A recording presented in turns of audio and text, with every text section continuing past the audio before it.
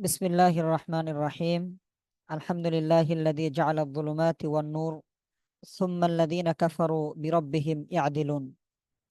وأشهد أن لا إله إلا الله وحده لا شريك له كل شيء هالك إلا وجهه له الحكم وإليه ترجعون. وأشهد أن محمدا عبده ورسوله وخيرته من خلقه. اللهم صل وسلم عليه وعلى سائر الأنبياء والمرسلين، وارض اللهم عن أصحابه وآله وأزواجه أمهات المؤمنين ومن تبعهم وسار على نهجهم إلى يوم الدين وسلم تسليما كثيرا।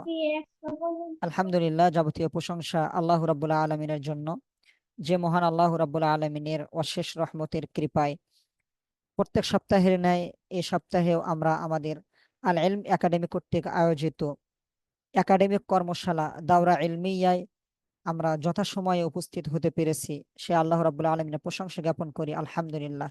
লক্ষ কোটি দরুদ ও সালাম বর্ষিত হোক প্রিয় নবী হযরত মুহাম্মদ সাল্লাল্লাহু আলাইহি ওয়াসাল্লামের উপর, যে মহামানবের আদর্শকে বাস্তবায়ন করার জন্যই আমাদের এই চেষ্টা প্রচেষ্টা। সকলেই বলি সাল্লাল্লাহু আলাইহি ওয়াসাল্লাম। আল ইলম একাডেমি কর্তৃক আয়োজিত দাওরা ইলমিয়াহ একাডেমি কর্মশালায় আপনারা সকলেই পূর্ব থেকে অবগত রয়েছেন যে আজকের আলোচনার বিষয়বস্তু হচ্ছে হাদিসে নববীতে নারীদের অবদান। এ বিষয়ে আলোচনা রাখবেন আমাদের সকলের পরিচিত ফজিলাতুল শেখ আজহারুল ইসলাম মাদানী হাফিজাহুল্লাহ, অনার্স মদিনা ইসলামী বিশ্ববিদ্যালয় হাদিস বিভাগ, ভাইস প্রিন্সিপাল দারুল হুদা ইসলামিক কমপ্লেক্স রাজশাহী এবং উস্তাজ আল ইলম একাডেমি। এখন আমাদের সামনে ইলমে হাদিসে বা হাদিসে নববীতে নারীদের অবদান এ বিষয়ে গুরুত্বপূর্ণ তথ্যবহুল আলোচনা নিয়ে আসছেন ফজিলাতুল শেখ আজহারুল ইসলাম মাদানী হাফিজাহুল্লাহ। ফালিয়াতাফাদ্দাল শেখনা মাশকুরাম মা'জুরা।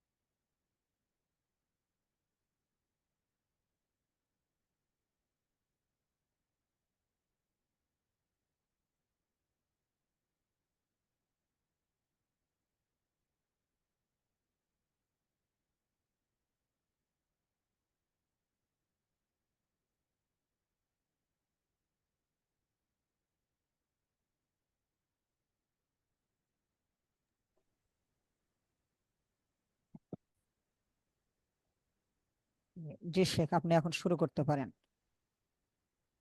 রেকর্ডিং ওয়ান আছে। আসসালামু আলাইকুম। যে শুরু করছি। আসসালামু আলাইকুম ওয়া রাহমাতুল্লাহি ওয়া বারাকাতুহু। ইন্নাল হামদুলিল্লাহি ওয়াহদা ওয়াসসালাতু ওয়াসসালামু আলা মান লা নাবিয়্যা বা'দা। বা'দ। প্রথমে আমি আল্লাহ তাআলার কৃতজ্ঞতা পেশ করছি যে আল্লাহ তাআলা আমাদেরকে এমন সুন্দর একটি বিষয়ের উপর আলোচনা করার এবং শোনার তৌফিক দান করেছেন, আলহামদুলিল্লাহ। দরুদ এবং সালাম বর্ষিত হোক হযরত মুহাম্মদ সাল্লাল্লাহু আলাইহি ওয়াসাল্লামের উপর। অতঃপর আমি কৃতজ্ঞতা পেশ করছি আল আল ইলম একাডেমির কর্তৃপক্ষের প্রতি। أتقدم إلى جلالتكم بالشكر على دعوة للمشاركة في هذه الدروس التي هي مائدة علم رائع متين يتغذى منها المسلمون في مشارق الأرض ومغاربها، فجعل الله أجرها في ميزان حسناتكم إن شاء الله. وأشكر على تشريفي بلقاء هذا الدرس، وعسى أن يكون فيه ما يرضى الله وينفع المؤمنين. প্রথমে ক্ষমা চেয়ে নিচ্ছি আমার কণ্ঠস্বর আজকে, আমি শারীরিক ভাবে একটু সুস্থ। ঠান্ডা কাশি যে কোনো সময় কাশি আসতে পারে, এজন্য আগে ক্ষমা চেয়েছি যারা আজকে আছেন তাদের কাছে। আর আমি অনুরোধ করছি, আহ আপনারা, আমি যখন কথা বলবো, পাশাপাশি কথা বলার পরে যখন কোনো প্রশ্ন করব, আপনারা চ্যাট বক্সে আপনারা রিপ্লাই দেবেন আশা করি, যাতে আমি বুঝতে পারি যে আপনারা আমার সাথে আছেন। তো আজকে আমাদের দার্সের বিষয় হচ্ছে হাদিসে নববীতে নারীদের অবদান। এটি একটি গুরুত্বপূর্ণ বিষয়। আমরা জানি হাদিস এটি হচ্ছে রাসূল সাল্লাল্লাহু আলাইহি সাল্লাম এর কথা, কাজ এবং মনুসম্মতিকে হাদিস বলা হয়। হাদিস হচ্ছে শরীয়তের দ্বিতীয় উৎস। এটাও এক প্রকার ওহী, তবে এটা গায়রে মাতলুব। যার কোরআনের পরে যার অবস্থান, সেটা হচ্ছে হাদিস। এই হাদিস আমাদের কাছে এসেছে বিভিন্ন মাধ্যমে, রাসূল সাল্লাল্লাহু আলাইহি সাল্লাম থেকে, যাকে আমরা সনদ বলে থাকি। তো আমার মনে হচ্ছে যে হয়তো দীর্ঘদিন আগে মনে হয় মাকানাতুস সুন্নাহ হাদিসের অবস্থান নিয়ে আমারই একটা বিষয় ছিল। হয়তো অনেকেই সেখানে অংশগ্রহণ করেছিলেন সুন্নাহর মর্যাদা নিয়ে। তো আজকের বিষয়টা একটু ভিন্ন ধরনের, যে হাদিসে নববীতে যে হাদিসগুলো এসেছে অধিকাংশই পুরুষের মাধ্যমে। আহ যদিও পুরুষের মাধ্যমে হাদিসগুলো এসেছে, তারপরেও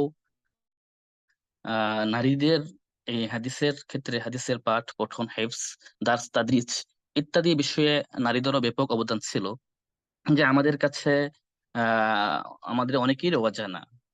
আর আজকে এই দার্সের মাধ্যমে আমাদের উদ্দেশ্য হচ্ছে যে আমরাও যাতে জানতে পারি যে নারীদের কি অবদান ছিল। তারা রাসূল সাল্লাল্লাহু আলাইহি সাল্লামের সুন্নাহকে আমাদের কাছে পৌঁছানোর জন্য তারা কত পরিশ্রম করেছেন, তারা কত কষ্ট করেছেন। আপনারা সকলে মাইক বন্ধ রাখবেন, আশা করব। তো রাসূ- রাসূল সাল্লাল্লাহু আলাইহি ওয়াসাল্লামের একটা হাদিস রয়েছে। রাসূল সাল্লাল্লাহু আলাইহি ওয়াসাল্লাম বলেছেন, আলা উখবিরুকুম বিখিয়ারিকুম, যে আমি কি তোমাদেরকে বলে দেব না তোমাদের মধ্যে কারা উত্তম। তখন সাহাবাগণ বললেন, জি আপনি বলেন। তো রাসূল বললেন, আল্লাযীনা ইযা রুউ যুকিরাল্লাহ, যাদেরকে দেখলে আল্লাহ তাআলার কথা স্মরণ হয়ে যায়। তো আজকে আমরা এমন কিছু নারীদের আলোচনা করব আমাদের দার্সের ফাঁকে ফাঁকে, যাদের আলোচনা শুনে আমাদের রাসূল সাল্লাল্লাহু আলাইহি সাল্লামের হাদিসের কথা স্মরণ হয়ে যাবে, যে তারা কেমন ছিলেন। তারা শরীয়তকে মানুষের কাছে পৌঁছানোর জন্য তারা কত পরিশ্রম করেছেন। তো এই নারীদের অবদান নিয়ে হাদিসে নববীতে নারীদের অবদান, এসব বিষয়ে অনেক কিতাব লেখা হয়েছে। তার মধ্যে প্রসিদ্ধ কিতাব হচ্ছে মোহাম্মদ আকরাম আন-নাদভী একটা প্রসিদ্ধ কিতাব, যার নাম হচ্ছে আল ওফা ফি Asma in Nisa. Al ওফা fee Asma in নিসা। এই কিতাবে তিনি প্রায় 10,000-এর অধিক নারী আলোচনা করেছেন। এই কিতাবে তিনি প্রায় 10,000-এর অধিক নারীর আলোচনা করেছেন, যারা হাদিসের খেদমতে অবদান রেখেছে। তো নারীদের জন্য একটা গুরুত্বপূর্ণ বিষয় হচ্ছে, ইমাম শাওকানি রাহিমাহুল্লাহ তিনি বলেছেন, সুন্দর একটি কথা বলেছেন, যে লাম ইয়ানকুল আন আহাদি মিনাল উলামা বিআন্নাহু রাদ্দা খাবার ইমরাআতিন লিকাউনিহা ইমরাআ। কোন আলেম থেকে এটা জানা যায় না, এটা বর্ণিত হয়নি যে কোন আলেম কোন নারীর, কোন মহিলার সংবাদকে, হাদিসকে প্রত্যাখ্যান করেছে মহিলা হওয়ার কারণে। মানে মহিলা হওয়ার কারণে কারো সংবাদ বার করা হাদিস প্রত্যাখ্যাত হয়েছে, এটা জানা যায় না। তারপর তিনি বলেছেন, ফাকাম মিন সুন্নাতিন কাদ তালাকাতহাল উম্মাতু বিল কাবুল মিন ইমরাতিন ওয়াহিদাতিন মিনাস সাহাবা। কত সুন্নাহ একজন নারী সাহাবা থেকে আসার পরও কত সুন্নাহকে আলেমগণ, এমনকি উম্মাহ, তারা সাদরে গ্রহণ করে নিয়েছে, আর এটাকে অস্বীকার করে না। আমরা জানি যে আমরা যখন হাদিসগুলো পড়ি বা আমরা শুনি, আমরা অনেক সময় শুনি এই হাদিসটি জয়ীফ হয়ে গেছে, এই হাদিসটি জাল, এই হাদিসটি মিথ্যা, এগুলো আমরা শুনতে পাই। আমরা এটাও জানি যে হাদিসের রাবীদের কারণে, কোনো রাবী থাকে মিথ্যুক বা কোনো রাবী ফাসেক, এসব কারণে হাদিসগুলো জয়ীফ হয় বা দুর্বল হয়।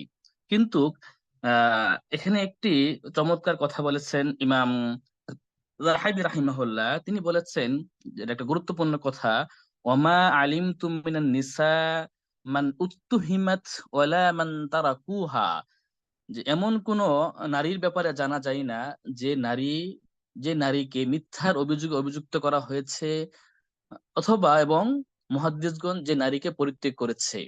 তার মানে হাদিস গ্রহণ করতে গিয়ে মুহাদ্দিসগণ অনেক হাজার হাজার, শত শত হাজার হাজার আহ, রাবীদেরকে, আলেমগণ মুহাদ্দিসগণ তারা পরিত্যাগ করেছে, যাদের থেকে হাদিস নেই নাই। কিন্তু এমন কোন নারীকে জানা যায় নাই যে নারীর হাদিসকে আলেমগণ প্রত্যাখ্যান করেছে, বা যে নারী মিথ্যার অভিযোগে অভিযুক্ত, এমন কোন নারী আমরা ইতিহাস থেকে পাই না। এটা ইমাম জাহাবি রাহিমাহুল্লাহর কথা। তো নারীগণ বা মহিলারা রাসূল সাল্লাল্লাহু এগুলো আলাইহি আবার সাল্লাম, সেটাই তো করছি, জি, মাথা ঘুরে। আপনাদের কোনো যদি বক্তব্য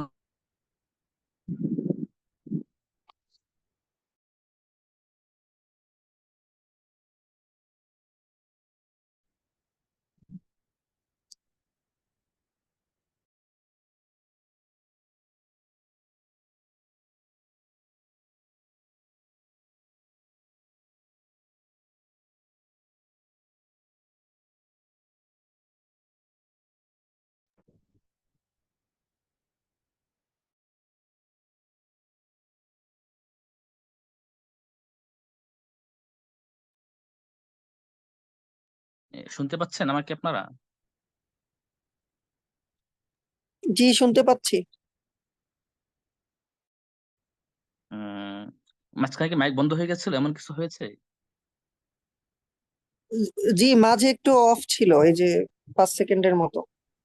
উম জি, এখন নারীগণ, মহিলারা তার রাসূল সাল্লাল্লাহু আলাইহি সাল্লামের হাদিসকে কিভাবে সংরক্ষণ করেছে বা কিভাবে পৌঁছে দিয়েছে, এই বিষয়ে আমি আলোচনা করব।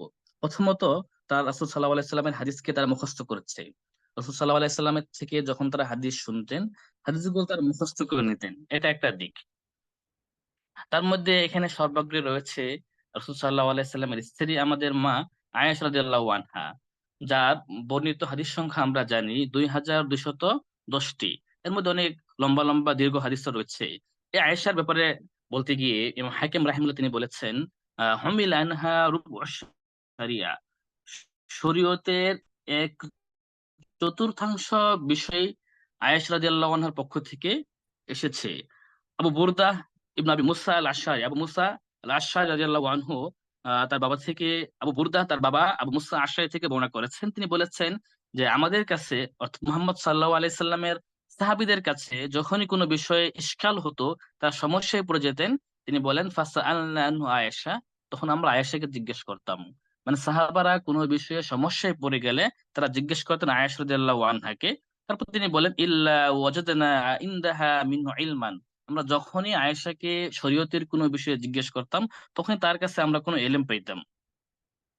এভাবেই মাসরুক রাহিমাহুল্লাহ তিনি বলেছেন যে রাআইতু মাশিখাতা আসহাবি মুহাম্মদ আল আকাবির সালুহ আনিল ফারায়েজ, যে আমি দেখেছি রাসূল সাল্লাল্লাহু আলাইহি সাল্লামের বড় বড় সাহাবারা আহ আয়েশা রাদিয়াল্লাহু আনহাকে ফারায়েজ সম্পর্কে জিজ্ঞেস করতেন। রাসূল সাল্লাল্লাহু আলাইহি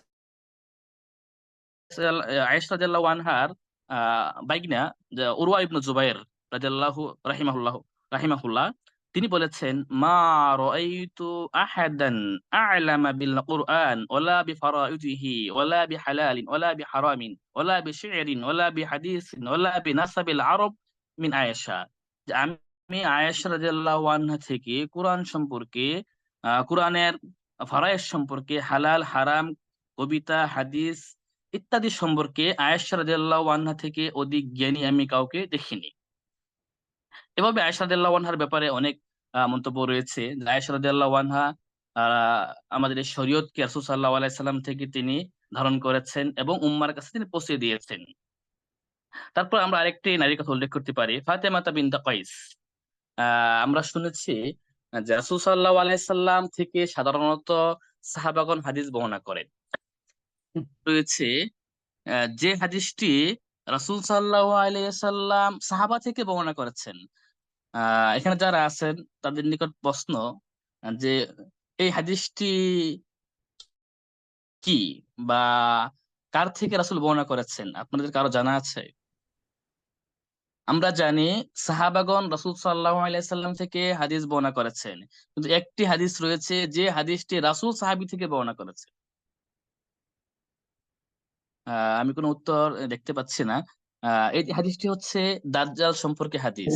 তামিম দারির আহ তামিম দারি রাদিয়াল্লাহু আনহু তিনি দাজ্জালকে দেখেছিলেন, যে লম্বা একটা হাদিস রয়েছে। এই হাদিস রাসূল তামিম দারি থেকে বর্ণনা করেছেন।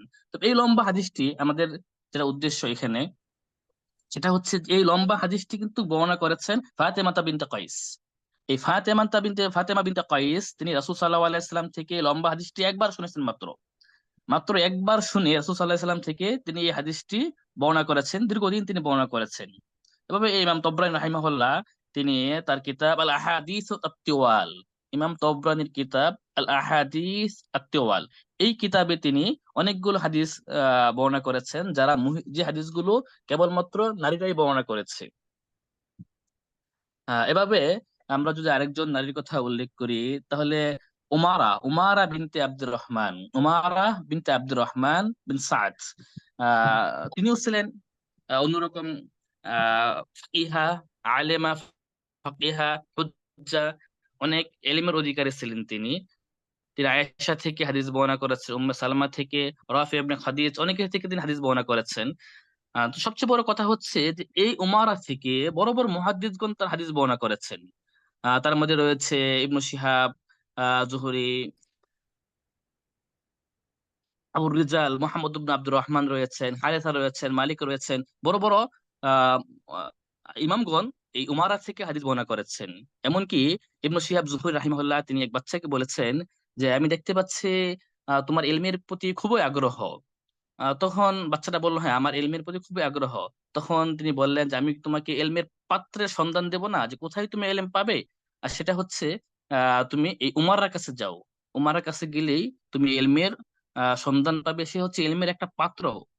এভাবে আমরা যদি যাই হাফসা বিনতে সিরিন, ইবনু সিরিন, মোহাম্মদ ইবনু সিরিন, আমরা নাম শুনেছি মোহাম্মদ ইবনু সিরিন রাহিমাহুল্লাহর বোন হাফসা। এই হাফসা তিনি 12 বছর বয়সে তিনি পুরো কোরআন মুখস্থ করেছিলেন। এমনকি শুধু কোরআন মুখস্থ করেননি, কোরআনের তাফসির, ব্যাখ্যা, বিশ্লেষণ, মাসলা মাসাইল সবই তিনি জানতেন। এমনকি আমরা ইতিহাস থেকে পাই এই মুহাম্মদ ইবনু সিরিন রাহিমাহুল্লাহর কাছে যখন কোরআনের কোনো বিষয় সন্দেহপূর্ণ হতো বা তিনি আটকে যেতেন, সমাধান করতে পারছেন না, এমন কোনো বিষয় হলে তিনি বলতেন তোমরা হাফসার কাছে যাও, তোমরা হাফসার কাছে গিয়ে তোমরা এর সমাধান নিয়ে আসো।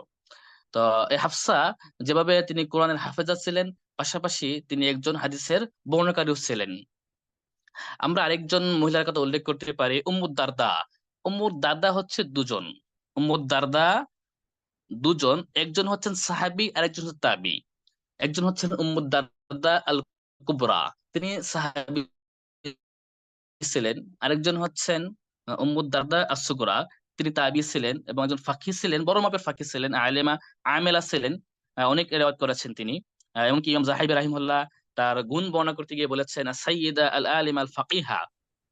তিনি তার স্বামী আবু দারদা রাদিয়াল্লাহু আনহু থেকে অনেক হাদিস রিওয়ায়াত করেছেন, সালমান ফার্সি থেকে, কাব থেকে, আয়েশা থেকে, আবু হুরায়রা থেকে। এভাবে তিনি যেভাবে বর্ণনা করেছেন, পাশাপাশি তিনি মানুষের কাছেও এলেমকে পৌঁছিয়ে দিয়েছিলেন।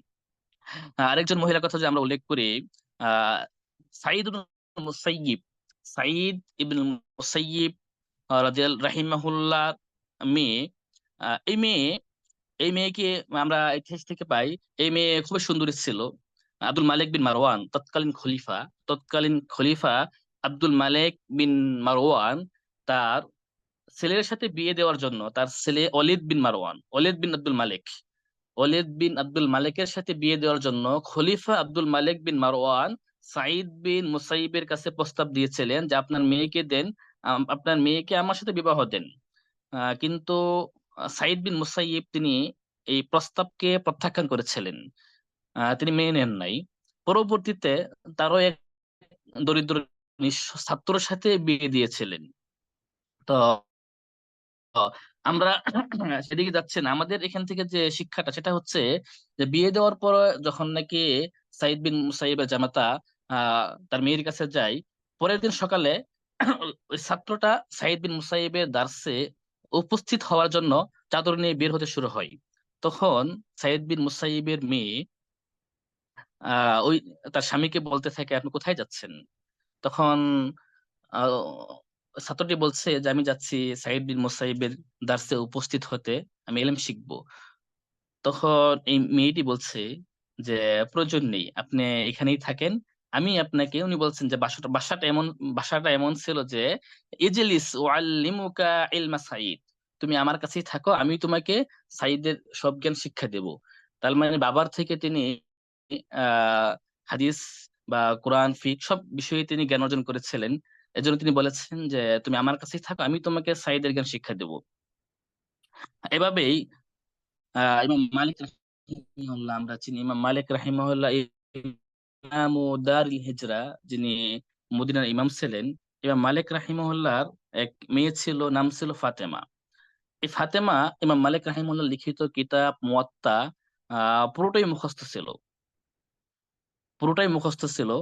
এমনকি শেষ জীবনে ইমাম মালিক রাহিমাহুল্লাহ যখন হাদিসের দার্স দিতেন, তখন তিনি দাঁড়িয়ে থাকতেন দরজার ওপারে, মানে ইমাম মালিক রাহিমাহুল্লাহ ছাত্রদেরকে হাদিস পড়াচ্ছেন, আর এদিকে ফাতেমা, ইমাম মালিকের মেয়ে ফাতেমা, দরজার বিপরীত পাশে তিনি দাঁড়িয়ে থাকতেন।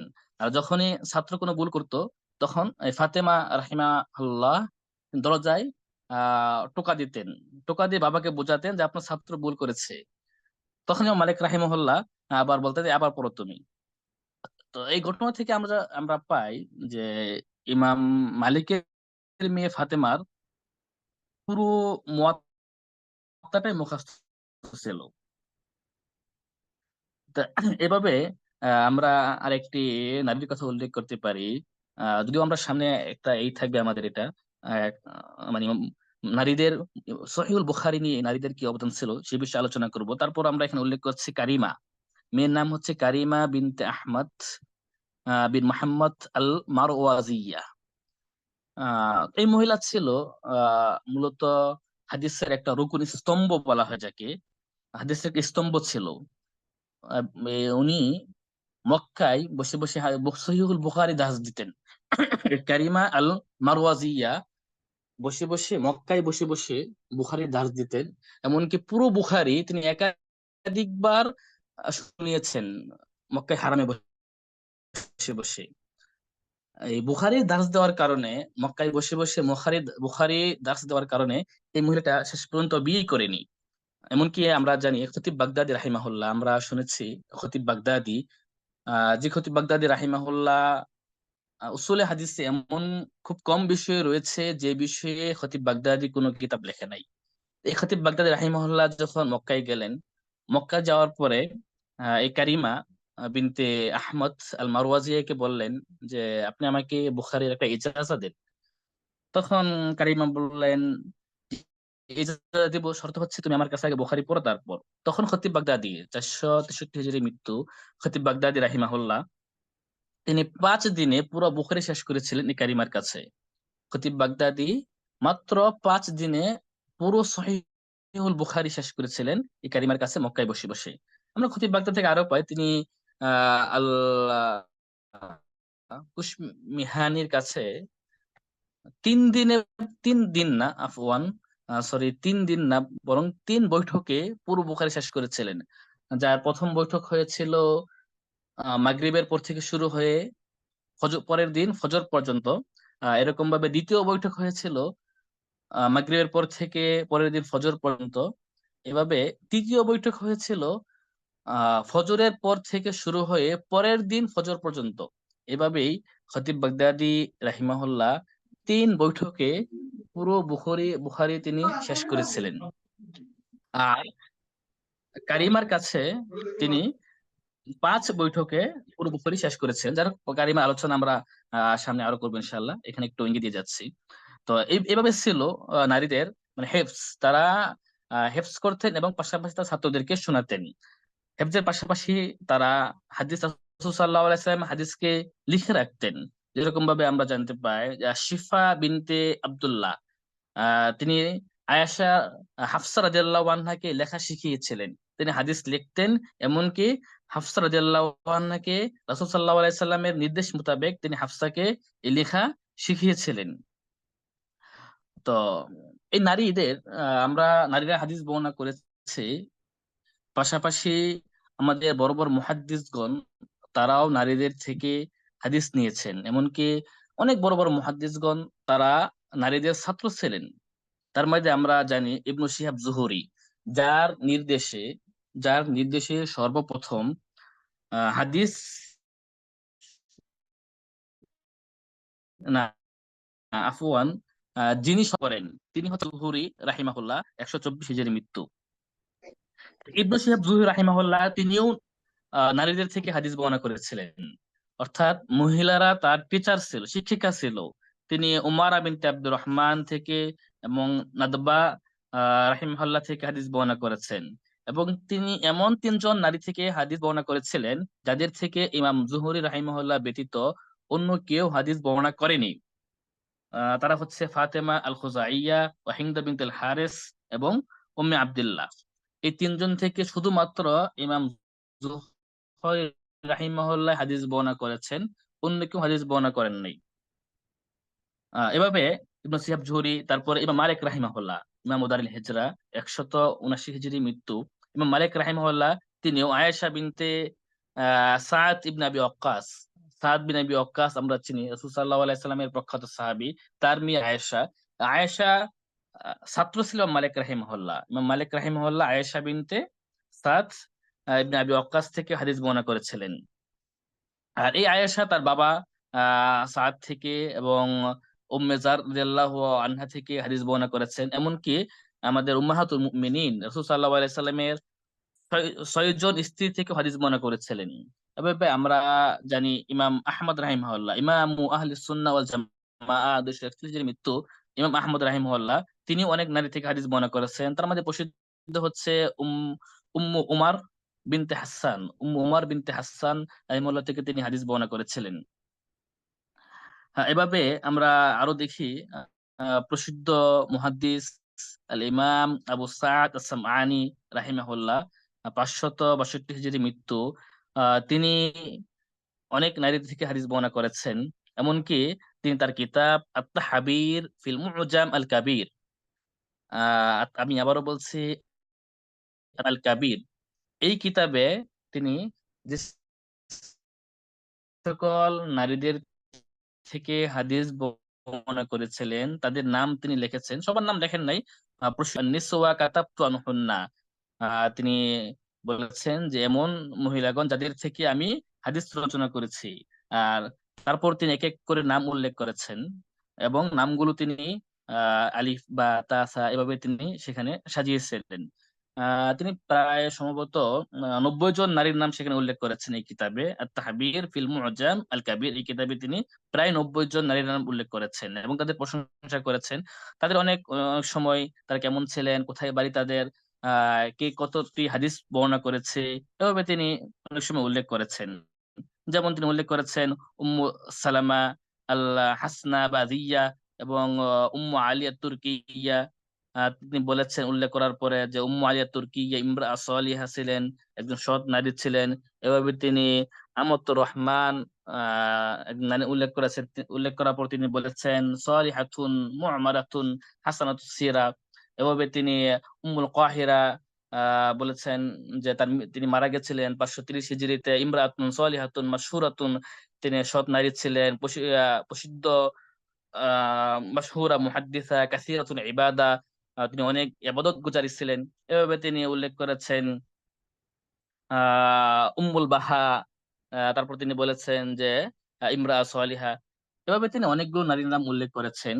তো যতগুলো নারীর নাম উল্লেখ করেছেন সবগুলো আমরা দেখতে পাই যে তারা ছিল, ওই সকল মহিলারা ছিল আন্নাহুন্না ফি বুয়ুতি ইলমিন ওয়া রাওয়ায়া, তারা বড় হয়েছে, তারা গড়ে উঠেছে, তারা লালিত পালিত হয়েছিল মানে ইলমি পরিবেশে। তাদের হয়তো তাদের ভালো সবাই বড় বড় আলেম অথবা মুহাদ্দিস ছিলেন, যার কারণে তারাও ছোট থেকেই তাদের কানে হাদ্দাসানা হাদ্দাসানা ক্বালা আল্লাহ ক্বালা রাসূলুল্লাহ এই শব্দগুলো তাদের কর্ণকুহরে সর্বদাই প্রবেশ করত, যার কারণে তারাও একসময় বড় বড় মুহাদ্দিসা হয়ে গিয়েছিলেন। তো আমরা আলোচনা করছিলাম কি, মানে আমাদের প্যারাটা ছিল, একজন উত্তর দিন দেখি, মানে আমরা কি বিষয়ে উল্লেখ করতেছিলাম? আপনারা কি আছেন আমার সাথে? কেউ কোনো সাউন্ড করবে না আপনারা।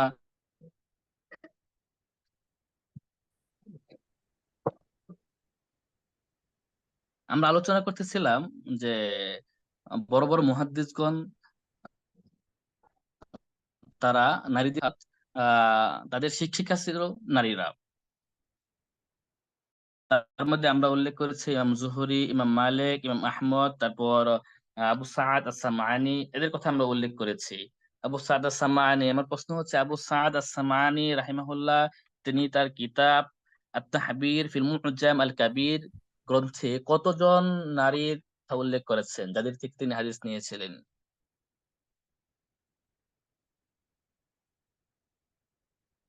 আবু সাআদ, জি, একজন উত্তর দিয়েছে 90 জন। মাশাআল্লাহ, জি 90 জন। তারপর আমরা আরেকজন মুহাদ্দিস আমরা নাম শুনেছি, ইবনু আসাকির রাহিমাহুল্লাহ। ইবনু আসাকির রাহিমাহুল্লাহ ইবনু আসাকির রাহিমাহুল্লাহ এ সম্পর্কে বলার কিছু নেই। তিনি, আমরা জানি, ছিল হাফিজুল উম্মাহ। ইবনু আসাকির রাহিমাহুল্লাহর উপাধি ছিল হাফিজুল উম্মাহ। তিনিও প্রায় 80 অধিক নারী থেকে হাদিস নিয়েছিলেন, অর্থাৎ তার শিক্ষিকার সংখ্যা ছিল প্রায় প্রায় 80 জনেরও বেশি। এবং কি তিনি একটি পুস্তিকাও রচনা করেছিলেন তার শিক্ষিকাদের জীবনী নিয়ে। তিনি একটি পুস্তিকা রচনা করেছিলেন। সেই পুস্তিকায় তিনি বইয়ে তিনি নারীদের, তার শিক্ষিকার কেমন ছিল, কার থেকে কতটি হাদিস তিনি নিয়েছেন, সবকিছু তিনি উল্লেখ করেছেন। এভাবেই আবু তাহের আস-সালাফি রাহিমাহুল্লাহ তিনিও প্রায় 10 জন নারী থেকে হাদিস নিয়েছিলেন। তার মধ্যে তাকিয়া বিনতে গাইস ছিল উল্লেখযোগ্য। আমরা চিনি ইবনু জাওজি রাহিমাহুল্লাহ, যার অনেকগুলো বই সম্ভবত বাংলা অনুবাদ হয়েছে। ইবনু জাওজি রাহিমাহুল্লাহ মৃত্যু হচ্ছে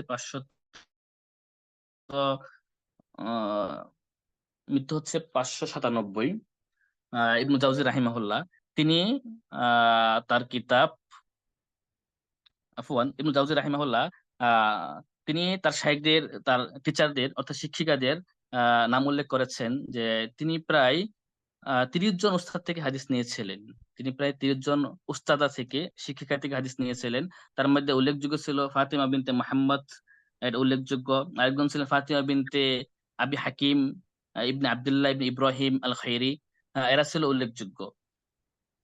তার মধ্যে আরেকজন ইমাম ছিলেন যারা নারীদের থেকে হাদিস নিয়েছেন, তিনি হচ্ছেন ইমাম যাহিবি রাহিমাহুল্লাহ।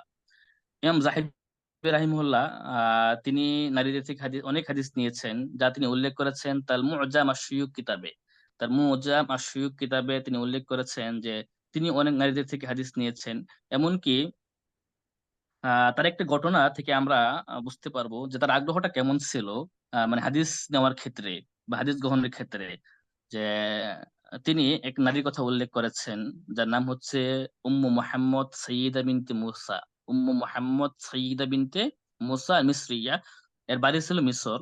ইমাম যাহিবি রাহিমাহুল্লাহ তার জীবনী উল্লেখ করতে গিয়ে বলেন, কদ রাহিলতু ইলা লাকিয়া, যে আমি তার সাথে সাক্ষাতের জন্য বের হলাম, কিন্তু আমার ধারণা ছিল যে তিনি হয়তো বেঁচে আছেন। কিন্তু আমি যখন মিশরে প্রবেশ করলাম তখন শুনি যে তিনি মারা গেছেন, তিনি আর জীবিত নেই।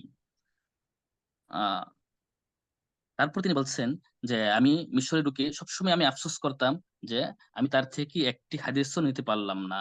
তবে ইমাম যাহিবি রাহিমাহুল্লাহ আহ সুন্দর একটি প্রসঙ্গ রয়েছে যে ইমাম যাহিব ইয়াকফিন নিসাউ ফাখরান আন্না ওয়াহিদাতাম মিনহুন্না আশা ফি হুদনিহা মিসল হাদাল ইমাম, যে মেয়েদের জন্য, নারীদের জন্য এটা একটা গর্বের বিষয় যে ইমাম যাহিবি রাহিমাহুল্লাহর মতো একজন ব্যক্তি তাদেরই কারো কোলে বড় হয়েছেন। তাদের দুধ পান যেভাবে ইমাম যাহিবি রাহিমাহুল্লাহকে দুধ পান করিয়েছেন, ঠিক সেভাবে এই ইলমুল হাদিসের রেওয়ায়েতকেও তাকে ভাষাটা এমন ব্যবহার করেছেন মাসুর হাসান রাহিমাহুল্লাহ হাফিজাহুল্লাহ, যে ইমাম যাহিবি রাহিমাহুল্লাহকে যেভাবে তারা ওই দুধ পান করিয়েছেন, ঠিক তদ্রুপ তেমনি ভাবে তারা রেওয়ায়েতকেও যেরকম ভাবে তারা গিলিয়ে দিয়েছিলেন ইমাম জাহিবি রাহিমাহুল্লাহকে।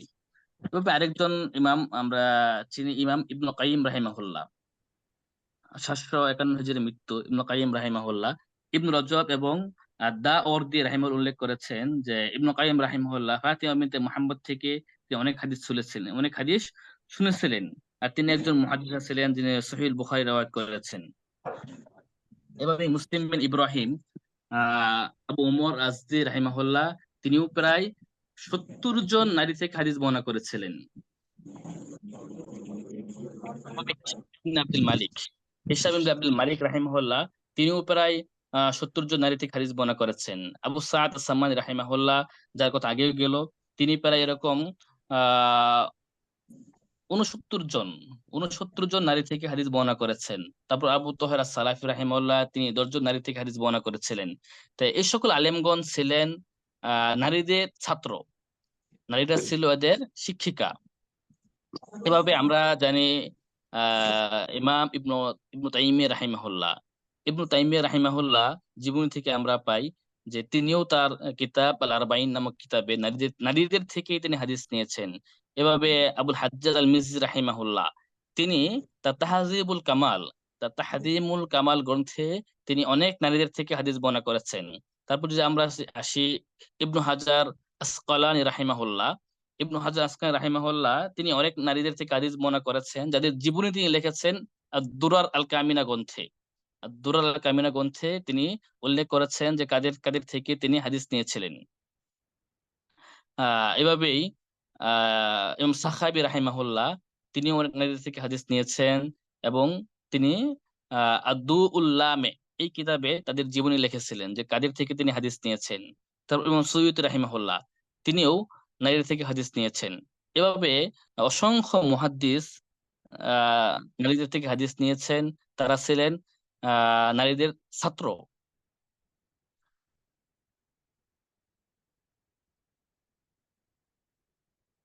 এখন আমরা দেখব যে নারীরা এমন ছিলেন যে তাদের স্বামীরা তাদের থেকে হাদিস বর্ণনা করেছেন। এমন কিছু নারীদের আমরা পাই ইতিহাস থেকে, যাদের স্বামীগণ তাদের থেকে হাদিস বর্ণনা করেছেন। তার আগে আপনাদের কাছে আমার প্রশ্ন হচ্ছে, আপনারা আহ মানে একজন করে নাম উল্লেখ করে আলেমের যারা মেয়েদের থেকে হাদিস বর্ণনা করেছেন। আপনারা অনেকেই আছেন এখানে, একজন করে আলেমের নাম উল্লেখ করেন। ইবনু তাইমিয়া রহিমাহুল্লাহ। জি জি জি, চ্যাট বক্সে লিখলেই হবে। হ্যাঁ, ইবনু তাইমিয়া রাহিমাহুল্লাহ, জি জি জি, ইবনু তাইমিয়া, ইবনু কাইয়িম রাহিমাহুল্লাহ।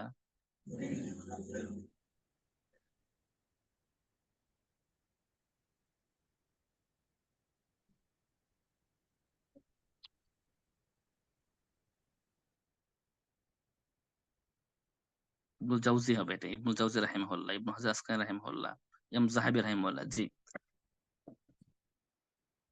এখন আমরা ইমাম মিজজি রাহিমাহুল্লাহ, এখন আমরা দেখব আহ যেমন কিছু নারী যাদের থেকে তাদের স্বামীরা হাদিস নিয়েছিলেন,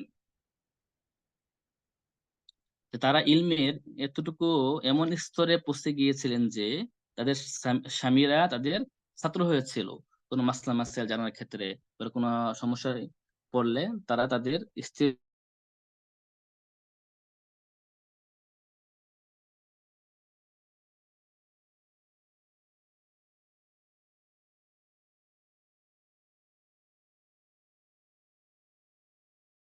এর কাছে আসতো যে আপনার সমাধান করে দিন। ফাতিমা বিনতে মুগির বিন জুবাইর বিন আওয়াম, ছেলে মুগির রাহিমাহুল্লাহর মেয়ে ফাতেমা, তিনি অনেক বড় মাপের একজন আলিমা ছিলেন, মুহাদ্দিসা ছিলেন, ফাকিহা ছিলেন, অনেক হাদিস তিনি বর্ণনা করেছেন। এজন্য তার স্বামী তার থেকে হাদিস বর্ণনা করতেন। এভাবে আমরা আরেকজন মুহাদ্দিসের নাম পাই, ফাতিমা বিনতে মুহাম্মদ। আগে ছিল ফাতিমা বিনতে মুনজির, এখন হচ্ছে ফাতিমা বিনতে মুহাম্মদ। তার স্বামী ইমাম আবু বকর বিন মাসউদ, তার স্ত্রী ফাতিমা বিনতে মুহাম্মদ থেকে তিনি হাদিস riwayat করেছেন, হাদিস বর্ণনা করেছেন। এভাবেই আমরা যদি দেখি যে একটা পরিসংখ্যানে চাই যে সাহাবী তাবি বা পরবর্তীতে যারা করেছেন তাদের হাদিসগুলো কেমন ছিল, কুতুবে সিত্তা বা হাদিসের অন্যান্য কিতাবে তাদের হাদিস সংখ্যাটা কেমন ছিল। সে পরিসংখ্যান অনুযায়ী আহ কুতুবে সিত্তায় যে সকল নারী সাহাবী হাদিস বর্ণনা করেছেন তাদের সংখ্যা হচ্ছে 130 জন। তো কুতুবে সিত্তায় 130 জন নারী সাহাবী থেকে হাদিস রয়েছে। তার মধ্যে ইমাম বুখারী রাহিমাহুল্লাহ 31 জন নারী সাহাবী থেকে হাদিস নিয়েছিলেন। আর ইমাম মুসলিম রাহিমাহুল্লাহ 36 জন নারী সাহাবী থেকে হাদিস নিয়েছিলেন। আর ইমাম আবু দাউদ রাহিমাহুল্লাহ 75 জন নারী সাহাবী থেকে তার সুনানে আবু দাউদে হাদিস নিয়েছেন। আর আবু ইসা তিরমিজি রাহিমাহুল্লাহ নারী সাহাবী থেকে হাদিস নিয়েছেন। আর ইমাম নাসাই রাহিমাহুল্লাহ তার সুনান নাসাইতে 65 জন নারী সাহাবী থেকে হাদিস বর্ণনা করেছেন। আর ইবনু মাজাহ রাহিমাহুল্লাহ তিনি 60 জন নারী সাহাবী থেকে হাদিস বর্ণনা করেছেন। আর তাবি তাবি এবং হিজরি 3য় শতাব্দী 4র্থ শতাব্দী এসব মিলিয়ে নারীদের সংখ্যা হচ্ছে প্রায় 1200 তাবি বা অন্যান্য নারীদের থেকে হাদিস রয়েছে কুতুবে সিত্তায় প্রায় 1200 নারীদের থেকে আর ওই নারী রাবিদের থেকে হাদিস বর্ণিত হয়েছে কুতুবে সিত্তায়। যে আমি আবারও বলছি, কুতুবে সিত্তায় প্রায় 130 জন নারী সাহাবীর হাদিস রয়েছে। 130 জন নারী সাহাবীর হাদিস রয়েছে। তার মধ্যে সহিহ বুখারীতে 31 জন, সহিহ মুসলিমে 36 জন, আবু দাউদে 75 জন, তিরমিজি 46 জন, নাসাই 65, ইবনু মাজাহ 60। আর তাবি এবং তাবিদের পরবর্তী যুগে হিজরি 3য় শতাব্দী দ্বিতীয় শতাব্দী তাবি এবং হিজরি 2য় শতাব্দী নারীদেরকে মিলে কুতুবে সিত্তায় হাদিসে নারী রাবিদের থেকে হাদিস রয়েছে প্রায় 1200 নারী রাবিদের থেকে কুতুবে সিত্তায় হাদিস রয়েছে। আর হাদিসের সংখ্যা হচ্ছে প্রায় 2764টি। নারীদের থেকে কুতুবে সিত্তায় হাদিস রয়েছে 2764টি। এমন কিছু হাদিস রয়েছে যে হাদিসগুলো শুধুমাত্র নারীদের থেকে আমরা পাই, অর্থাৎ মহিলা সাহাবী থেকে অথবা মহিলা তাবী থেকে পাই, অন্য কারো থেকে পাওয়া যায় না। তার মধ্যে যেমন আমরা হাদিস জানি, বারিরা রাদিয়াল্লাহু আনহা প্রসিদ্ধ হাদিস। এই হাদিস থেকে আলেমগণ অনেক মাসালা বের করেছেন, এমনকি এত মাসালা বের করেছেন যে ইবনু হাজার আসকালানি রাহিমাহুল্লাহ বলেছেন যে জামা বা'দু আইম্মা ফাওয়াইদ হাযাল হাদিস ফাযাদাত আলা 300। যে একটি হাদিস থেকে আলেমগণ এত ফায়দা বের করেছেন যার সংখ্যা গিয়ে পৌঁছেছে 300। একটা হাদিস থেকে আলেমগণ 300 ফায়দা বের করেছেন। তো ইবনু হাজার বলছেন যে এগুলো আমি একটু সারাংশ উল্লেখ করেছি ফাথুল বারীতে। এরকম ভাবে এমন কিছু হাদিস রয়েছে যে শুধুমাত্র নারীরাই বর্ণনা করেছেন। তারপরে একটা হাদিস রয়েছে যে হাদিস সাবিয়া আল আসলামিয়া, যে হাদিসটি যে ইদ্দাতুল হামিল আল মুতাওয়াফফা আনহা যাওজুহা, স্বামী মারা গেলে স্ত্রী কতদিন ইদ্যুৎ পালন করবে, এই হাদিসটি শুধুমাত্র নারীদের থেকে আসছে, এটি কোনো পুরুষ থেকে হাদিসটি আসে নাই। তো নারীদের হাদিস যেভাবে কুতুবে সিত্তায় রয়েছে, এভাবে অন্য অন্য গ্রন্থেও নারীদের থেকে অনেক হাদিস বর্ণিত রয়েছে। তো এখন আমরা দেখব যে নারীরা তারা হাদিস হাদিস বর্ণনা করার জন্য তারা পুরুষদের মতো তাদেরও দার্সের ব্যবস্থা ছিল, বৈঠক হালাকা যেটা আমরা বর্তমানে বলে থাকি আর কি, যে তাদেরও বিশেষ হালাকার ব্যবস্থা ছিল, বিশেষ করে মক্কা, মদিনা, মসজিদুল আকসা, এই তিন মসজিদে তাদের হালাকার একটা ব্যবস্থা ছিল, যেখানে বসে বসে তারা দার্স দিতেন। তো এখানে আমরা উল্লেখ করতে পারি উম্মু মুহাম্মদ সারা বিনতে আব্দুর রহমানের কথা। কথা তার জীবনীতে রয়েছে যে আলেমগণ তিনি হারামে বসে বসে হারামে হারামে বসে বসে তিনি হাদিসের দার্স দিতেন। উম্মু মুহাম্মদ সারা বিনতে আব্দুর রহমান, অর্থাৎ মক্কা হারামে বসে বসে তিনি হাদিসের দার্স দিতেন। এভাবে আরেকজন রয়েছেন উম্মুল খাইর মোহাম্মদ ফাতিমা বিনতে ইব্রাহিম। তিনি জুবাইদে থেকে সহিহ বুখারী তিনি শুনেছিলেন এবং পাশাপাশি তিনি মসজিদ নববীতে বসে বসে তিনি সহিহুল বুখারীর দার্স দিতেন। এভাবে আরেকজন রয়েছেন জাইনাব বিনতে নাজমুদ্দিন। তিনি মসজিদে নববীতে বসে বসে হাদিসের দার্স দিতেন। তার জন্য মসজিদ নববীতে আলাদা একটা হালাকার ব্যবস্থা ছিল। তার মধ্যে এই মসজিদ নববীতে যারা দাওয়াত দিতেন তার মধ্যে আরেকজন হচ্ছেন উম্মু মুহাম্মদ জাইনাব বিনত আহমদ। তিনিও মসজিদ নববীতে বসে বসে এই হাদিসের দাওয়াত দিতেন। তো এভাবেই আরেকজন রয়েছেন উম্মু দারদা, যেটা আমরা আগেও আলোচনা করেছি যে তিনি এই উম্মু দারদা রাদিয়াল্লাহু রাহিমাহুল্লাহ তিনি মসজিদুল আকসা অর্থাৎ বাইতুল মাকদিস ওখানে বসে বসে তিনি হাদিসের দার দিতেন। আমরা আল্লাহর কাছে দোয়া করি আল্লাহ বাইতুল মাকদিসকে এই ইহুদিদের থেকে উদ্ধার করুক, আমিন। তো এখন আমরা একটু দেখব যে এখন এতক্ষণ আমরা জানলাম আমভাবে নারীদের কিছু তারা কিভাবে কি করতেন একটু অবদান, যদিও এটা ব্যাপক বিষয়, এটা একটা ঐতিহাসিক ইতিহাস ভিত্তিক বিষয়। এটা আসলে সংক্ষেপে এভাবে বলা খুব কঠিন, কারণ এটা এই নিয়ে আলেমগণ অনেক কিতাব লিখেছেন। যে আমি শুরুতে উল্লেখ করেছি যে মোহাম্মদ আকরাম নাদভী তিনি কিতাব লিখেছেন। আহ আমার সম্ভবত কিতাবটা মনে হয় 40 খন্ড হবে, যেখানে তিনি প্রায় 10,000 নারীদের জীবনী উল্লেখ করেছেন। আর এই জীবনীগুলো বা এই ঘটনাগুলো সংক্ষেপে সারাংশ উল্লেখ করা খুবই কঠিন, যার কারণে আমি সংক্ষেপে একটু টাচ দিয়ে যাচ্ছি এটা বোঝানোর জন্য যে তাদেরও কিছু অবদান ছিল। এখন আমরা দেখব যে মুহাদ্দিসগণ মুহাদ্দিসগণ তারা তাদের মেয়ে, ছেলে মেয়ে অথবা তাদের স্ত্রী, তাদের সন্তান, তাদের প্রতি মুহাদ্দিসদের একটা গুরুত্ব ছিল, যেন তারাও তাদের মতো হাদিসের ভালোবাসা নিয়ে বেড়ে ওঠে। তার মধ্যে ইমাম মিজরি রাহিমাহুল্লাহ প্রসিদ্ধ একজন আলেম, আপনারা নাম শুনেছেন, তুহফাতুল আশরাফ গ্রন্থের লেখক ইমাম মিজরি রাহিমাহুল্লাহ। তার স্ত্রী আয়েশা বিনতে ইব্রাহিম, এই আয়েশা বিনতে ইব্রাহিমকে তিনি সহিহ বুখারী পড়াতেন, সহিহ মুসলিম পড়াতেন, কুতুব সিত্তা পড়াতেন। আলাদাভাবে তার স্ত্রীকে তিনি গড়ে তুলতেন। এভাবেই আরেকজন রয়েছেন ইবনু হাজার রাহিমাহুল্লাহ। তার স্ত্রী উনসা উনসা রাহিমাহুল্লাহকে তিনি হাফিজ ইরাকির কাছে নিয়ে যেতেন শুধুমাত্র হাদিস শোনানোর জন্যই। এভাবে মুহাদ্দিসগণ তাদের মেয়ে অথবা তাদের নাতনি এদেরকেও তার হাদিসের মহব্বতের প্রতি তারা গড়ে তুলতেন। তার মধ্যে আমরা দেখতে পাই যে আবু আব্দুল্লাহ আসসুলামি আল-আন্দালুসি রাহিমাহুল্লাহ তার মেয়ে হাফসাকে তিনি যেখানে যেতেন সেখানে নিয়ে যেতেন শুধুমাত্র হাদিস শোনানোর জন্যই। এবার আমরা জানি ইবনু হাজার আসকানি রাহিমাহুল্লাহ 4জন মেয়ে ছিল। এই 4জন মেয়ে একজন ছিল জাইনাব। আহ, যে এই জাইনাবকে তিনি সম্ভবত 805 হিজরিতে তিনি দামেস্কে নিয়ে যায়। তখন এই জাইনাবের বয়স ছিল 1 অথবা 2 বছর।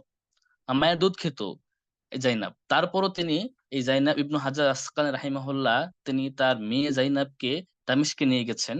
নিয়ে গিয়ে তিনি শাইখদের সামনে বসে বসে হাদিস শুনতেন এবং তার ওই দুগ্ধপায়ী মেয়েকে হাদিস শোনাতেন। যদিও কিছু বুঝতো না, তারপরও তার কানে এই হাদিসের শব্দগুলো প্রবেশ করত। এমনকি এই পিচ্ছি অবস্থায় এই জাইনাবের জন্য ইবনু হাজার আসকানি রাহিমাহুল্লাহ তিনি শাইখদের থেকে ইজাজাও নিয়েছিলেন এবং তিনি লিখে গেছেন যে এটা হচ্ছে জাইনাবের জন্য ইজাজা। তো এইভাবে অন্যান্য মেয়েদের প্রতিও তিনি আলাদা একটা গুরুত্ব ছিল তার। আর মুহাদ্দিসগণ তাদের স্ত্রী অথবা মেয়েদের জন্য যেটা বললাম তার ইজাজা নিতেন। তার মধ্যে জিয়াউদ্দিন মাকদিসি তিনি তার স্ত্রীর জন্য ইজাজা নিয়েছিলেন। এভাবে আবু উমর মোহাম্মদ ইবনে আহমদ আল মাকদিসি তিনি ইজাজা নিয়েছিলেন তার স্ত্রীর জন্য। এভাবে আহ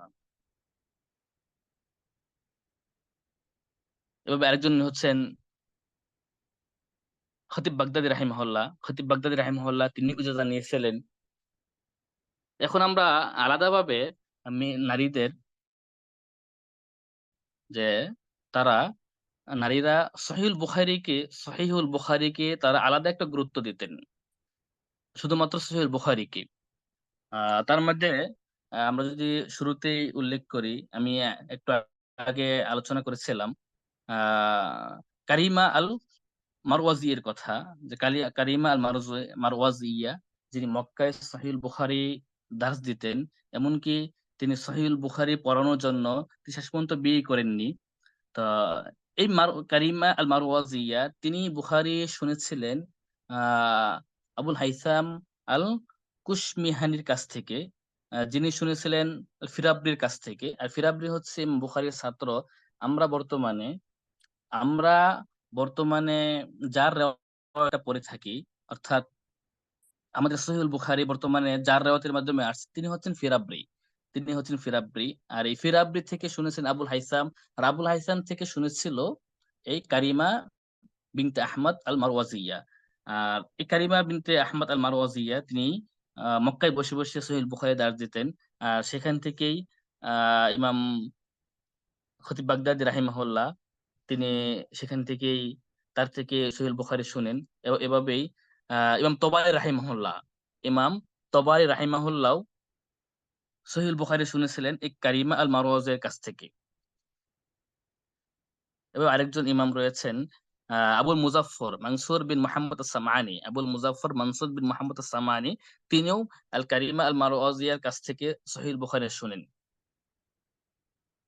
এভাবে আবুল হাসান আলী ইবনে হুসাইন তিনিও আল কারিমা আল মারওয়াজিয়ার কাছ থেকে সহিহুল বুখারী শুনেছিলেন।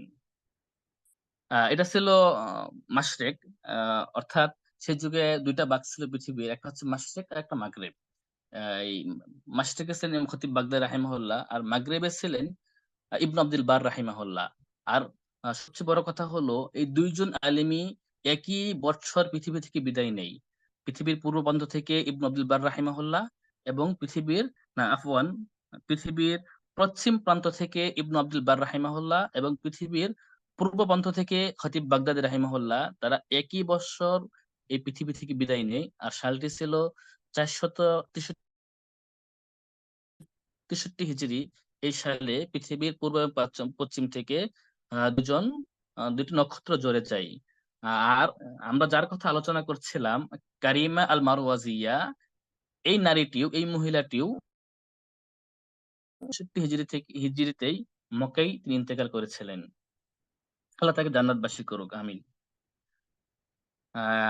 কারিমা আল মারওয়াজিয়া তিনি এমন এক ব্যক্তি ছিলেন যার ব্যাপারে কিছু আলেম মন্তব্য করেছেন যে হাল রুইয়া ইনসানুন মিসলা কারিমা, যে কারিমার মতো এমন কোন মানুষকে কি পৃথিবীতে দেখা গেছে? মানে তার যুগে, মানে কারিমার যুগে কারিমার মতো এমন কোন মানুষকে কি কেউ পৃথিবীতে দেখেছে, বা এরকম কোন মানুষকে কি দেখা গেছে? তার মানে এই নারীর মর্যাদা কেমন ছিল সেটা আমরা অনুধাবন করতে পারছি। আর সম্ভবত সেটা রাসূল সাল্লাল্লাহু আলাইহি সাল্লামের হাদিসের খেদমতের কারণেই।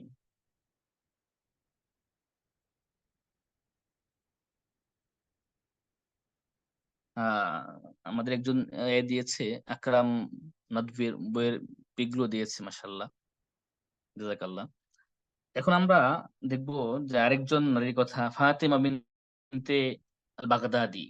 ফাতেমা বিনতে আল বাগদাদি রাহিমাহুল্লাহ, মানে ফাতেমা বিনতে মুহাম্মদ বিন আবি সাদ আল বাগদাদি মূলত, কিন্তু তিনি প্রসিদ্ধ হচ্ছেন ফাতেমা বিনতে আল বাগদাদি আর কি।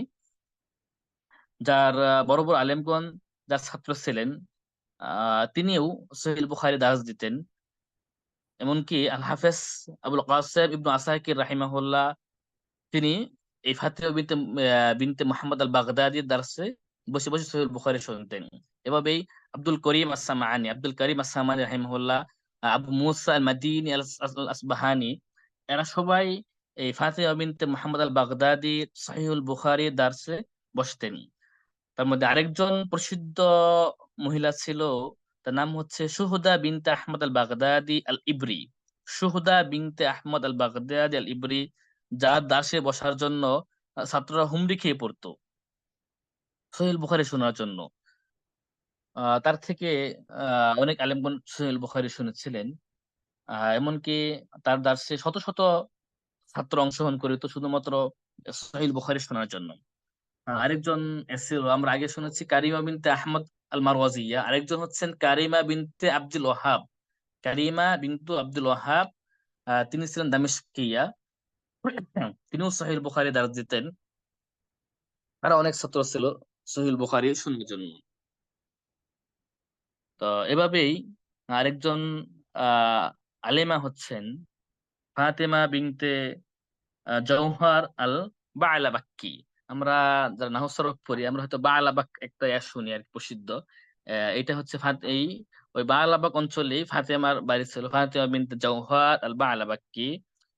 বড় বড় হাফেজগণ যার থেকে সহিহ বুখারী শুনেছিলেন দামেস্কে এবং মদিনা মুনাওয়ারায়।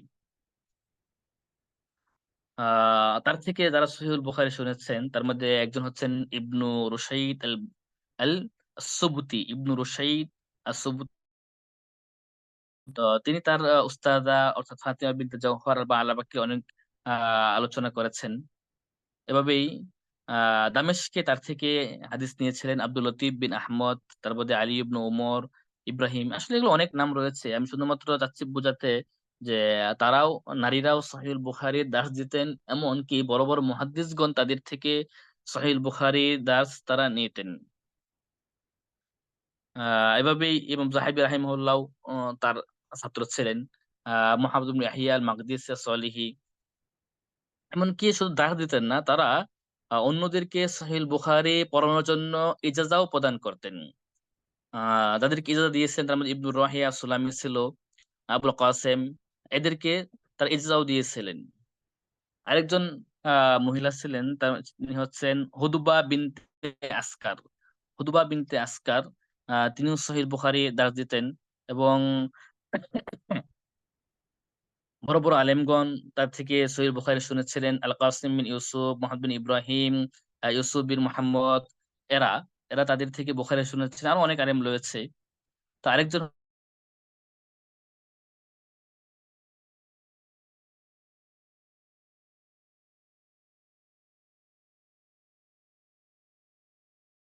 হচ্ছেন সিত্তুল ওদারা। আমরা নিস্তাহদিস বিসহিহ বুখারী মিশরে সহিহ বুখারীর দাস দেওয়ার জন্য সর্বপ্রথম যে নারী আগমন ঘটেছিল তিনি হচ্ছেন সিত্তুল ওদারা। তিনি সর্বপ্রথম মিশরে আসেন সহিহ বুখারী দাস দেওয়ার জন্য এবং সেখানে এসে মিশরের বড় বড় আমির উমারা, গভর্নর, তারা সবাই এই সিত্তুল ওদারা দার্সে অংশগ্রহণ করেন সহিহ বুখারী শোনার জন্য। এভাবে আরেকজন রয়েছেন আয়েশা বিনতে মুহাম্মদ ইবনে আব্দুল হাদি। আমরা হাদিসে একটি প্রসিদ্ধ গ্রন্থ রয়েছে আহ মদিনা মুনাওয়ারায় অর্থাৎ মদিনা ভার্সিটিতে কুল্লিয়াতুল হাদিসে যে কিতাবটা মুখস্থ করানো হয় তার নাম হচ্ছে মুহাররার ফিল হাদিস। এই মুহাররার কিতাবে লেখা হচ্ছেন আব্দুল হাদি, ইবনে আব্দুল হাদি, আর তারই মেয়ে ছিল ফাতেমা এবং আয়েশা। আর ফাতেমা এবং আয়েশা ছিলেন ইবনু হাজার আসকালানী রাহিমাহুল্লাহর শিক্ষিকা। এমনকি আয়েশা বিনতে মুহাম্মদ ইবনে আব্দুল হাদির কাছে সহিহুল বুখারীর সর্বোচ্চ পর্যায়ের ইজাজা ছিল। এই আয়েশা যখন পৃথিবী থেকে মারা যায় তখন পুরো পৃথিবী মানুষ সহিহুল বুখারীর একটা স্তর নিচে চলে আসে। ওনার কাছে যে ইজাজত ছিল এটা ছিল সর্বোচ্চ পর্যায়ের। আর এই আয়েশা মারা যাওয়ার পর পুরো পৃথিবীর মানুষ এক স্তর নিচে চলে আসে। আর এই আয়েশা রাহিমাহুল্লাহ তিনি সহিহ বুখারী দার্স দিতেন এবং অনেকেই তার থেকে হাদিস গ্রহণ করছেন, নাম উল্লেখ করছে না। তবে আরেকজন ছিলেন জুয়াইরিয়া বিনতে আহমদ। জুয়াইরা বিনতে আহমদ তিনিও ছিলেন সহিহ বুখারীর শিক্ষিকা এবং এই জুয়াইরিয়া থেকে হাদিস গ্রহণ করেছেন আহ ইমাম ইরাকি রাহিমাহুল্লাহ ছিলেন আবু যুরআ ইরাকি। আবু যুরআ ইরাকি জুয়াইরিয়া থেকে হাদিস নিয়েছেন। আহমদুল উসমান বিন মুহাম্মদ আল কারমানি তার থেকে হাদিস নিয়েছেন। এভাবেই অনেকেই তার থেকে ইজাজাও নিয়েছিলেন। আমরা আরেকজনের নাম উল্লেখ করব। আরেকজন নাম উল্লেখ করেই আমরা সহিহ বুখারী দ্বারা দার্স দিতেন তাদের আলোচনা শেষ করব। তার মধ্যে আরেকজন হচ্ছেন ফাতেমা বিনতু মুহাম্মদ, ফাতেমা বিনতে মুহাম্মদ আল হারাজি। তাকে বলা হতো মুহাদ্দিসাতুল হারামাইন বিসহিহিল বুখারী, অর্থাৎ এই ফাতিমাতা বিনতে মুহাম্মদ বিন কাসিম আল হারাজি রাহিমাহুল্লাহ, তিনি হারামাইন অর্থাৎ মক্কা মদিনা উভয় স্থানে তিনি সহিহুল বুখারী তিনি দার্স দিতেন। তার থেকে সহিহুল বুখারীর দার্স শুনেছেন আব্দুল্লাহ বিন মুহাম্মদ আল হারাজি, মুহাম্মদ বিন আলী নৌরি আল মাক্কি, এমনকি অনেক মেয়েরাও তার থেকে হাদিস শুনেছেন। তার মধ্যে কামালিয়া বিনতু মুহাম্মদ আল হারাজি, এরা তার থেকে হাদিস শুনেছিলেন। তো এভাবেই এই সহিহুল বুখারী প্রতি নারীদের আলাদা একটা গুরুত্ব ছিল। এখন এই যুগে এসে এই যুগে এসে আপনারা হয়তো শুনেছেন আহ সৌদি আরব উনাইসা নামক স্থানে আহমদ আস-সাউব হাফিজাহুল্লাহ, তিনি এখনো বেঁচে আছেন। ওখানে হাদিস মুখাস্তর হুফাজুল ওয়াহয়িন একটি প্রজেক্ট রয়েছে, হুফাজুল ওয়াহয়িন অর্থাৎ যারা কোরআন এবং হাদিস উভয়টাই তারা যারা মুখস্থ করে, অর্থাৎ উভয় ওহির হাফেজ হুফাজুল ওয়াহয়িন। এখানে পুরো বিশ্ব থেকে অনেকেই আহ, অনেক ছাত্র অনেক ছাত্রী হাদিস শোনায়। তবে গত কিছুদিন না, প্রায় 1 বছর আগে আমি যে রিপোর্টটা দেখেছিলাম যে প্রায় 80 জন ছাত্রী তারা প্রত্যেকেই কুতুবে তিসআ মুখস্থ করেছে। কুতুবে সিত্তা না, কুতুবে তিসআ, অর্থাৎ সহিহ বুখারী, সহিহ মুসলিম, আবু দাউদ, নাসাই, ইবনু মাজাহ, তার তিরমিজি, তারপর ইবনু হুজাইমা, সহিহ ইবনু হুজাইমা, সহিহ ইবনু হিব্বান, মুসনাদ আহমদ, অর্থাৎ এই 9টা কিতাব তারা 9টা কিতাব পুরোটাই মুখস্থ করেছে, পুরো কিতাবগুলো মুখস্থ করেছে। এবং তারা হচ্ছেন আহ নারী মহিলা এর সংখ্যা প্রায় 80-র উপরে। এবং এটা সম্ভবত আমি পড়েছিলাম গত 1 বছর আগে। তো এভাবেই আহ আগের যুগে যেরকম নারীদের একটা অবদান ছিল, হাদিস তারা যেরকম মুখস্থ করতেন, হাদিস পড়তেন, প্লাস হাদিস পড়াতেন, ঠিক তদ্রুপ ভাবে এই যুগেও রয়েছে। তবে হয়তো সেটা আমরা জানি না, আমাদের কাছে হয়তো অজানা। তো আমাদের এই দার্স থেকে আমরা এটুকু আশা করতে পারি যে নারীরা যেভাবে তারা হাদিসের খেদমত করেছে আগের যুগে, এই যুগেও আমরা হয়তো আছে, আমরা হয়তো জানি না, অনেক নারী রয়েছে যারা হাদিসের খেদমত করে থাকে। তো আমি আমার আলোচনা শেষ করব প্রায় এখানেই। তো আমি আলোচনা শেষ করব ইমাম জাহাবি রাহিমাহুল্লাহর একটি কথা দ্বারা, আহ, একটি আলোচনা দ্বারা।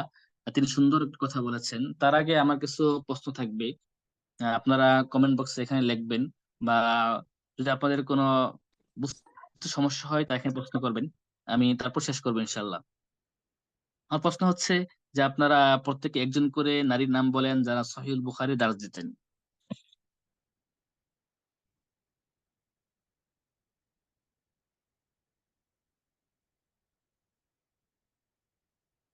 আপনারা শুনতে পাচ্ছেন আমাকে?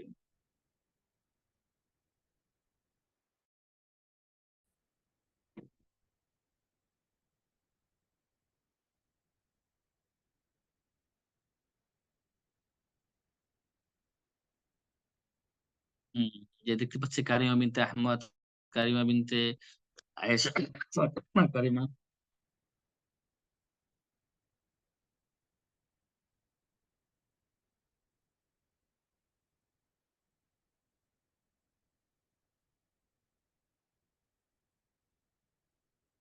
হুম,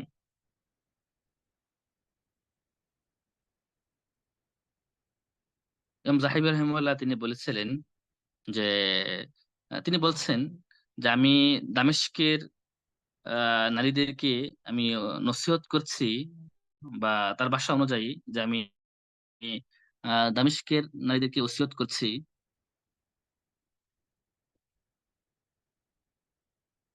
আফওয়ান, আমি আবার শুরু করছি যে আয়েশা বিনতে মুহাম্মদ, আয়েশা ইবনে আব্দুল হাদি না, আয়েশা বিনতে মুহাম্মদ বিন ইবনে আব্দুল হাদি হবে, হ্যাঁ। অর্থাৎ উনি ইবনু আব্দুল হাদি নামে প্রসিদ্ধ, ওনার নাম হচ্ছে মুহাম্মদ, প্রসিদ্ধ হচ্ছেন ইবনু আব্দুল হাদি নামে। ওনার নাম হচ্ছে মূলত মুহাম্মদ। তিনি দীর্ঘদিন বেঁচে বেঁচে থাকেন নাই, কিন্তু তীক্ষ্ণ মেধার অধিকারী ছিলেন ইবনু আব্দুল হাদি রাহিমাহুল্লাহ। হম, ইমাম জাহাবি রাহিমাহুল্লাহ তিনি তার উস্তাদা, তার শিক্ষিকা, আলেমা, ফাকিহা, জাহিদা, আল কানিতা, সাইয়্যিদা, অর্থাৎ সেই যুগের নারীদের মধ্যে অন্যতম এবং একজন নসিহতকারী উম্মু জাইনাব ফাতিমা বিনতে আহমদ আল বাগদাদিয়া, যিনি মারা গেছেন 714 হিজরিতে। তিনি এই নারীর জীবন উল্লেখ করার পর তিনি বলেছেন যে ইনতাফা বিহা খালকুম মিনান নিসা, এই নারীর মাধ্যমে পৃথিবী অনেক নারীরা উপকৃত হয়েছে, তারা তার অনুসরণ করেছে। তিনি ছিলেন আহ তিনি ছিলেন একজন মুহাদ্দিসা, মানুষের সবসময় তিনি উপকার করতেন। এবং মুখলেসা একজন নারী ছিলেন, মানুষকে সৎ কাজে আদেশ করতেন। তার মাধ্যমে দামেস্কের অনেক নারীরাই উপকৃত হয়েছে, তারপর মিশরের। তারপর তিনি বলেছেন ওয়াকান লাহা কাবুলুন, আল্লাহর কাছে তার একটা হয়তো গ্রহণযোগ্যতা ছিল, এবং মানুষের অন্তরেও তার জন্য একটা গ্রহণযোগ্যতা ছিল। তারপর তিনি বলেছেন যে আমি আশ্চর্য হতাম, আজাবানি, মানে আমাকে আশ্চর্য করত তার, তিনি যখন হাদিস বলতেন, মানুষকে হাদিস পড়াতেন, এই বিষয়টা আমাকে আশ্চর্য করত। কানা শেখ তাকিউদ্দিন তাআজ্জাব মিন ইলমিহা, শেখ তাকিউদ্দিন তার ইলম দেখে, তার তীক্ষ্ণ মেধা দেখে আশ্চর্য হতো এবং তার অনেক প্রশংসা করতেন। তারপর তিনি যখন মিশরে চলে যান, তার মাধ্যমে কাহেরার অঞ্চলের নারীরা উপকৃত হয়। ইবনু কাসির রাহিমাহুল্লাহ তিনি তার সম্পর্কে বলতে গিয়ে বলেছেন ওহিয়াল্লাতী খাতামাত কাসীরান কোরআন, তিনি দীর্ঘ মানে অনেক সময়, অনেকবার, তিনি বহুবার তিনি কোরআন খতম করেছেন। আহ সবচেয়ে বড় কথা যেটা ইবনু কাসির রাহিমাহুল্লাহ তার থেকে উল্লেখ করেছেন যে তিনি তিনি মিশরে গিয়ে প্রায় তার থেকে প্রায়, তিনি উল্লেখ করেছেন তার থেকে প্রায় 400 নারী তার থেকে এই সহিহুল বুখারীর দাস শুনেছিলেন। 400 নারী তার থেকে সহিহুল বুখারীর দাস শুনেছিলেন। তারপরে তিনি অনেক কথা এখানে উল্লেখ করেছেন, আমি এদিকে যাচ্ছি না।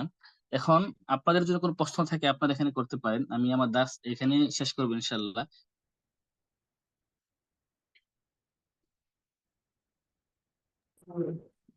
আসসালামু আলাইকুম।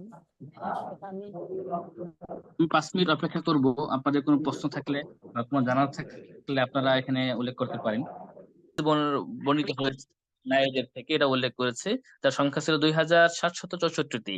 তারপর আমি কিছু উল্লেখ করেছি যে কিছু হাদিস এমন রয়েছে যে হাদিস শুধুমাত্র নারীদের থেকেই বর্ণিত হয়েছে, এবং নারীরা অনেক অনেক বড় লম্বা লম্বা হাদিস তারা মুখস্থ করতেন, এটাও আমি উল্লেখ করেছি। তারপর উল্লেখ করেছে নারীরা দাস দেওয়ার জন্য তাদের নিজস্ব হালাকা ছিল, হালাকা তারা বসতেন সেখানে। তার মধ্যে রয়েছে উম্মু মুহাম্মদ সারা বিনতে আব্দুর রহমানের কথা উল্লেখ করেছি। আহ আরো উল্লেখ করেছি উম্মু মুহাম্মদ জাইনাব বিনতে আহমদের কথা উল্লেখ করেছি, এবং অনেকের কথা উল্লেখ করেছি। যে শুধুমাত্র সহিহুল বুখারীর প্রতি নারীদের যে অবদান ছিল সে আলোচনা করেছি। তার মধ্যে আমরা উল্লেখ করেছি কারিমা বিনতে আহমদ আল মারওয়াজিয়ার কথা, যে মক্কায় যারা যেত এবং খতিব বাগদাদি তার থেকে 5 বৈঠকে পুরো সহিহুল বুখারী শুনেছিলেন, আমরা উল্লেখ করেছিলাম। তার এবং ইমাম তবাই রাহিমাহুল্লাহ তার থেকে সহিহুল বুখারী শুনেছেন, আমরা সেটা উল্লেখ করেছি। আমরা এভাবেই আয়েশা বিনতে মুহাম্মদ ইবনে হাদিসের কথা উল্লেখ করেছি, আমরা আমরা জুয়াইরের কথা উল্লেখ করেছি। তারপর আমরা সিত্তুল ওয়াজারা উল্লেখ করেছি, যে সর্বপ্রথম সহিহুল বুখারী দার্জ দেওয়ার জন্য মিশরে আগমন করে। আমরা হুদ্বা বিনতে আসকারের কথা উল্লেখ করেছি, তিনি সহিহুল বুখারী দার্জ দিয়েছিলেন। আমরা ফাতিমা বিনতে জাওহারা বা আলাবাকের কথা উল্লেখ করেছি। আমরা কারিমা বিনতে আব্দুল ওহাব এর কথা উল্লেখ করেছি, যারা সকলে সহিহুল বুখারী দার্জ দিয়েছিলেন। হ্যাঁ, এই হচ্ছে। আর তারপর সুহদা বিনতে আহমদ আল বাগদাদির কথা উল্লেখ করেছিলাম, ফাতিমা বিনতে বাগদাদির কথা উল্লেখ করেছিলাম। এই ছিল আমাদের আজকের মোটামুটি সারমর্ম আর কি আমাদের দার্সের। তো আমরা আল্লাহর কাছে দোয়া করব, আল্লাহ যেন আমাদের এই সময়টুকু কবুল করে নেন। আমরা যে সকল নারীদের কথা এখানে শুনলাম, যে সকল মহিলাদের কথা শুনলাম, আমরা তাদের জন্য দোয়া করব। তারা ইসলামের জন্য যে খেদমত করেছেন তা হয়তো আল্লাহ কবুল করেছেন, এজন্য আমাদের কাছে এসেছে।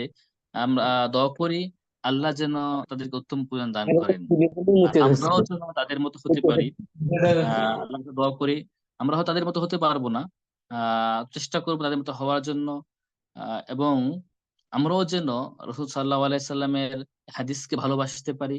আমরা হাদিস পড়বো এবং পাশাপাশি আমরাও যেন আমাদের পারিবারিকভাবে আমরা হাদিস পড়তে পারি এবং পড়াতে পারি। আল্লাহ আমাদেরকে তৌফিক দান করুক, আমিন।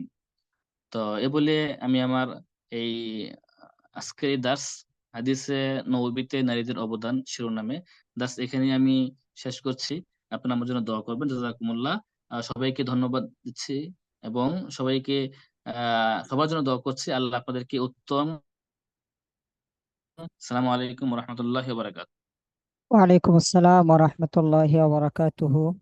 জাযাকুমুল্লাহ খাইরান ওয়া বারাকাল্লাহু ফিকুম।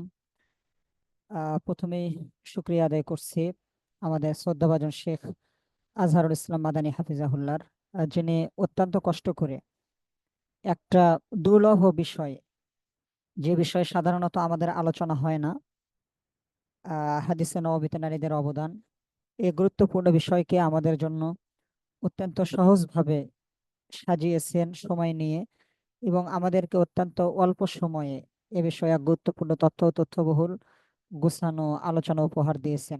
আল্লাহ রাব্বুল আলামিন শেখের এলেম, আমল এবং খেদমতে বরকত দান করুন, আমিন। পাশাপাশি আপনারা যারা উপস্থিত ছিলেন, আপনাদেরকেও আমরা ধন্যবাদ জানাচ্ছি একাডেমির পক্ষ থেকে। আলহামদুলিল্লাহ, আজকে আপনারা প্রায় 40 জনের মতো উপস্থিত ছিলেন। আপনারা অবগত আছেন যে আমাদের দাওরা ইলমিয়ার একটা ডিসকাশন উন্মুক্ত গ্রুপ আছে। সেখানে দাওরা পরবর্তী আগামী শনিবার আসর পর্যন্ত আমাদের সময় থাকবে। আপনারা আপনাদের লিখিত সারাংশ জমা দিবেন। এটা হাতে লিখে দিতে পারেন, অথবা ওয়ার্ডে লিখে দিতে পারেন, অথবা টাইপ করে দিতে পারেন, আপনাদের ইচ্ছা। যারা জমা দিবেন তাদেরকে আমরা অংশগ্রহণ সার্টিফিকেট দেব ইনশাআল্লাহ। আহ আবারও আমরা আগামী সপ্তাহে আমাদের দাওরা ইলমিয়ায় মিলিত হব ইনশাআল্লাহ। আল্লাহ রাব্বুল আলামিন আমাদেরকে সে তৌফিক দান করুন, আমিন। আমরা আজকে এখানে শেষ করছি। সুবহানাকাল্লাহুম্মা ওয়া বিহামদিকা আশহাদু আল্লা ইলাহা ইল্লা আনতা আস্তাগফিরুকা ওয়া আতুবু ইলাইক। ওয়াসসালামু আলাইকুম ওয়া রাহমাতুল্লাহি ওয়া বারাকাতুহু।